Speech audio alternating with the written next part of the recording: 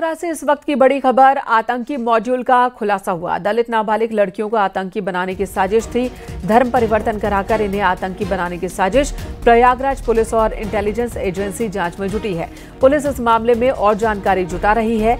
दलित वर्ग की नाबालिग लड़कियों का अपहरण कर केरला ले जाया जाता था, फिर उन्हें आतंकी बनने की ट्रेनिंग दी जाती थी। ये एक अलग मॉड्यूल का पता चला है। किस तरह से दलित लड़कियों को आतंकी बनाया जा रहा था, इस मॉड्यूल का खुलासा हुआ। सर्वेश दुबे हमारे सहयोगी इस वक्त हमारे साथ फोन लाइन पर जुड़ गए हैं। सर्वेश, इस बारे में और क्या ज्यादा जानकारी है? देखिए, अभी जो पुष्टि हुई इसमें डीसीपी गंगानगर ने बताया है इस मामले में कि कुछ लोगों को गंगानगर इलाके से युवकों को गिरफ्तार किया गया था और उससे पूछताछ में ही इस बात का खुलासा हो गया है कि प्रयागराज में आतंकी दलित नाबालिग लड़कियों को आतंकी बनाए जाने का मॉड्यूल चल रहा था। यहाँ से लड़कियों को बहला फुसला कर ले जाया जाता था और यहाँ पर एक लड़की को केरल भी ले जाया गया था और उसे आतंकी बनाने की कोशिश की गई थी। और इस खुलासे के बाद अब पुलिस के भी होश उड़े हुए हैं। पुलिस इस मामले में तहकीकात कर रही है, जांच पड़ताल कर रही है। इंटेलिजेंस एजेंसियां भी इस मामले की गहन परीक्षण में लग गई हैं। जल्दी ही सर्वेश, अभी तक कितनी लड़कियों को ले जाया गया है? देखिए, अभी इसकी जानकारी नहीं है। एक लड़की का मामला सामने आया था, उसी से पूरे मामले का खुलासा हुआ है। कुछ लड़कों को सर्वेश आपके पास लौटेंगे। अजय पाल जी इस वक्त हमारे साथ जुड़ गए हैं, additional commissioner. Ajay Pal ji, news 18 पर आपका स्वागत है। ये बताएं, अपने आप में बहुत अलग तरह का ये मामला दिख रहा है जहां पर दलित लड़कियों को आतंकी बनाने की कोशिश चल रही थी। इस बारे में और क्या बताना चाहेंगे आप दर्शकों को? जी, ये घटना जो है हमारे पास रिपोर्ट हुई थी कि एक नाबालिग बच्ची है जो दलित कम्युनिटी से है, जिसका कि एक मुस्लिम महिला के द्वारा कुछ अपने साथियों के साथ मिलकर के अपहरण किया गया और उसके बाद उसको अवैध तरीके से अलग अलग राज्यों से होते हुए केरला ले जाया गया, जहाँ पे कि उसको लालच दे करके फिर धमकाकर फोर्सिबली उसका धर्म परिवर्तन किया गया।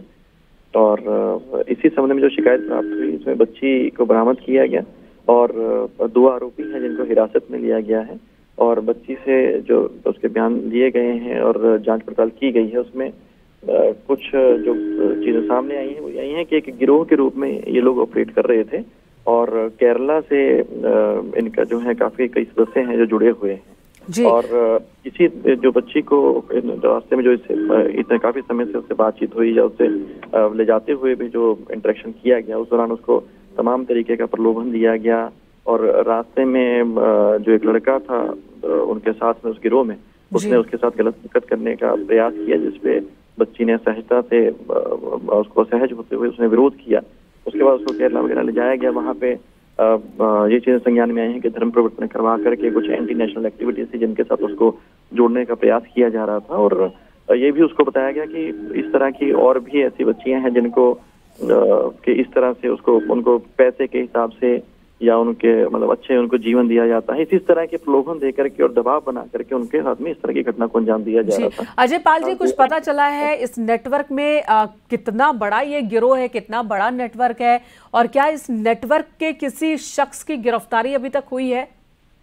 जी, अभी 2 जो आरोपी हैं वो हमारे हिरासत में हैं, उनसे भी पूछताछ की जा रही है। उनके जो भी डिटेल्स हैं, उनसे जुड़े हुए जो भी कॉन्टेक्ट हैं, उन सबको खंगाला जा रहा है। इसमें कुछ और संदिग्धों के नाम सामने आए हैं जिसके लिए अलग अलग राज्यों के लिए हमारी टीमें डिस्पैच की गई हैं। फिलहाल इस पे हम बहुत गहनता से भी जांच कर रहे हैं और जो भी अन्य लोग हैं वो सभी को इसमें इन्वेस्टिगेट करके पूरे मामले का खुलासा किया जाएगा। जी अजय पाल जी, अभी तो बहुत शुरुआती मसला है, लेकिन क्या लड़की ने बताया कि वहां पर कुछ और लड़कियां भी थी, किसी से बात हुई थी, वो सभी उत्तर प्रदेश की थी या अलग अलग जगहों से उन्हें ले जाया गया था? बच्ची के बयानों में ये बात आई है कि कई और बच्चियां, खासतौर पर नाबालिग और दलित कम्युनिटी की बच्चियां हैं जिनको ये टारगेट कर रहे थे। तो वही जो इनके जो भी संपर्क हैं और अन्य जो भी इनके द्वारा गतिविधियां थी, उसी से ये हम इसको इन्वेस्टिगेट करने की कोशिश कर रहे हैं कि और किन किन को इनके द्वारा टारगेट किया गया। जी अजय पाल जी, एक और सवाल, ये जो बच्ची है, क्या बच्ची के परिजनों ने गुमशुदगी की रिपोर्ट दर्ज कराई थी जिसकी तलाश में पुलिस इस तक पहुंची और ये खुलासा हुआ है, या बच्ची खुद ही उनके चंगुल से भागकर पुलिस तक पहुंची? हाँ, बच्ची ने जब वहाँ पे जो चीजें देखी हैं उसके बाद वहाँ से वो खुद ही सहायता से डर करके वहाँ से भागी है और उसके बाद में फिर जो पुलिस को इंटीमेट इनके परिजनों के द्वारा किया गया था, उसके अपहरण की सूचना दी गई। तो फिर उसके बाद कांटेक्ट करके फिर बच्ची को बरामद किया गया और आरोपियों को गिरफ्तार किया गया। जी, अब कुछ और पता चल पाया है कि प्रयागराज में ये नेटवर्क कितना बड़ा है? क्योंकि प्रयागराज तो वो जगह है जो बहुत सुरक्षित, सेफ माना जाता है, वहां से भी इस तरह से बच्चियों को और दलित बच्चियों को अपहरण कर ले जाना। जी, ये सभी पहलुओं पे भी जांच हम कर रहे हैं, इनसे पूछताछ हो रही है और बाकी जो इनके जो भी मोबाइल हैं या अन्य जो भी जिसके संपर्क में थे उन सभी लोगों से भी पूछताछ हो रही है और जैसी भी अन्य जानकारी आएंगी उसको शेयर किया जाएगा। जी, धन्यवाद अजय पाल शर्मा जी, एडिशनल कमिश्नर प्रयागराज इस वक्त हमारे साथ फोन लाइन पर मौजूद थे और उन्होंने पूरी जानकारी दी है। एक अलग ही ये साजिश रची जा रही है जहां पर लड़कियों को, नाबालिग लड़कियों को और दलित लड़कियों को अपने चंगुल में फंसाया जा रहा है और उन्हें देश विरोधी गतिविधियों में, आतंकवादी गतिविधियों में शामिल होने के लिए उकसाया जा रहा है। यहाँ पर एक लड़की का अपहरण हुआ और उसे केरल तक ले जाया गया, जिसने ये पूरी दास्तान पुलिस को बताई है। अब पुलिस इस मामले की तफ्तीश में जुटी है। 2 हिरासत में लिए गए हैं, उनसे पूछताछ भी चल रही है। एक बहुत बड़ा नेटवर्क होने की बात सामने आ रही है, जैसा कि अजय पाल जी ने बताया। हमारे सहयोगी सर्वेश भी हमारे साथ मौजूद हैं, उनसे भी जानकारी हमने ली। धन्यवाद सर्वेश, फिलहाल इस वक्त पूरी जानकारी देने के लिए। तो एक बड़ा नेटवर्क सामने आ सकता है जो दलित नाबालिग लड़कियों को आतंकवादी बनाने की कोशिश में जुटा है।